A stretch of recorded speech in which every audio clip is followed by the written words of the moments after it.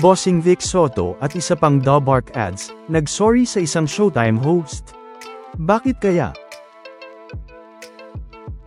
Mga kaalaman sa lindol, pinag-usapan sa Itbulaga.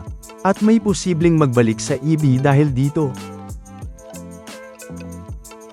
Ngayong Miyerkules na June 10, 2026, ay isa nga sa mga naging mahalagang topic sa Itbulaga sa segment na The Age is Right, ay ang lindol at paano makakapaghanda dito.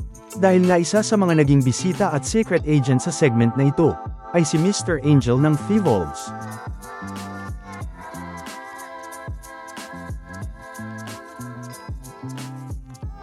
Na kung saan nga, ay bukod nga sa pinag-usapan nga dito ang nangyaring lindol sa Mindanao.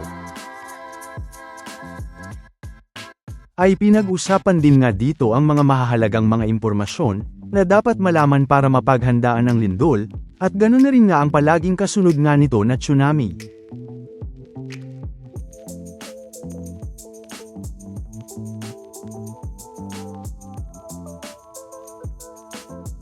Ganun na rin nga ang kaibahan ng intensity at magnitude. Ang magnitude ay ang kabuuang sukat ng enerhiya na inilabas ng lindol, habang ang intensity ay ang epekto o pinsala nito sa mga tao, estruktura, at kapaligiran sa isang partikular na lugar. At ganun na rin nga ang tamang paraan ng pagprotekta sa sarili habang lumilindol na duck, cover and hold, na tinuro nga sa mga Dabark ads natin.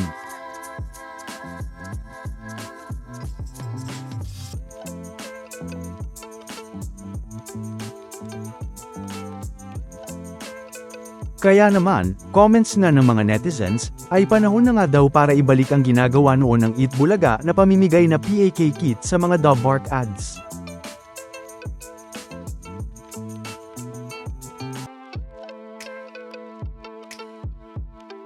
Na mukhang panahon na nga naman para ibalik ng Itbulaga ang isa nga sa mga ginawa nito noon sa Itbulaga para sa lindol, na PAK o PAK, o palaging alerto kayo, na kung saan ay pinamimigay nga ng Itbulaga sa mga Dabark ads sa barangay at mga studio audience, bilang paghahanda sa lindol, bagyo at iba pa. Na matatandaang pinamimigay nga dito ng Itbulaga ang gaya ng whistle at flashlight para sa SOS. Nasa mga hindi naman nakakaalam, ay ang PAK o palaging alerto kayo, ay isang public safety at awareness campaign ng Itbulaga, na naglalayong turuan ang publiko kung paano maghanda sa iba't ibang kalamidad gaya ng lindol, bagyo at baha. Isa sa mga pangunahing itinuturo sa kampanyang ito ay ang paghahanda ng survival kit o go bag na naglalaman ng mga pangunahing pangangailangan, gaya ng tubig, pagkain, first aid kit, mahalagang dokumento, at iba pang kailangan gaya ng flashlight, ekstrang baterya, pito, whistle, kandila, lighter, at ekstrang damit.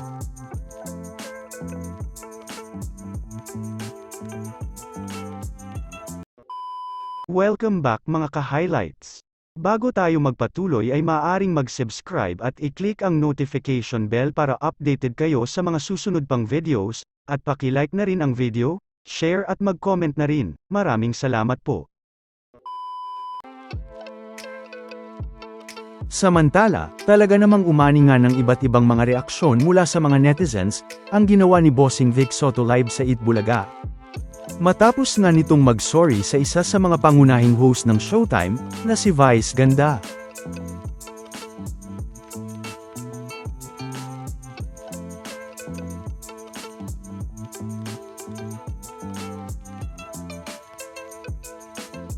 Pero, paano nga ba ito nagsimula? Nagsimula nga yan, matapos matanong si Riza May, kung ano ang gusto nitong maging bagong pangalan, dahil nga sa naging bisita nilang si Jericho, na nag-viral nga dahil sa mga pang-alag Charmaine, Vanessa at Melanie.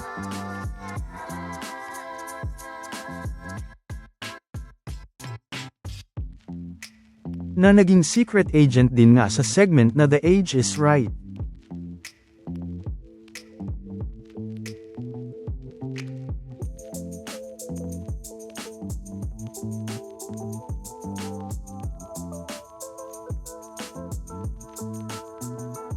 Na kung saan, ay ang agad ngang sinabi dito ni Riza May, ay ganda na lang daw, dahil bagay at sapat na nga daw itong maging pangalan ni Riza May.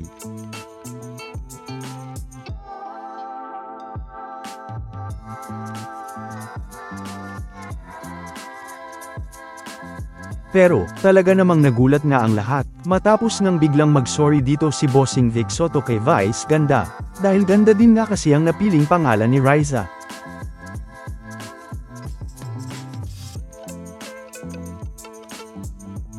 Kaya naman ay makikita nga dito ang nakakatawang naging reaksyon ng mga The Bark ads.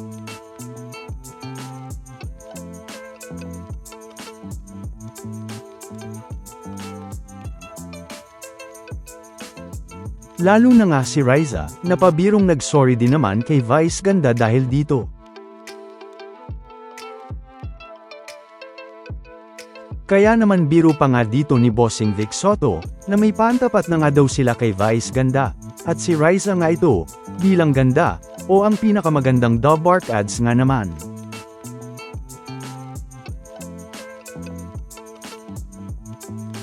Dagdag pa nga dito ni Miles, na si Riza ay super ganda naman.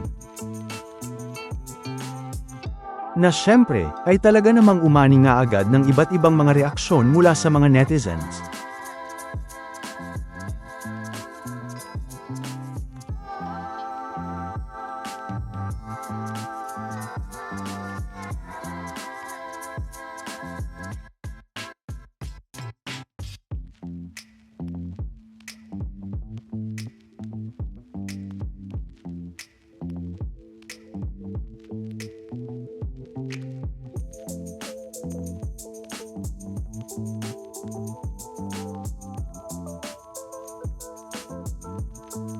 At dahil game nga sa collab si Bossing at Vice Ganda, ay asahan na rin nga natin ang magiging pabirong sagot din dito ng Showtime at ni Vice, sa mga susunod na mga araw.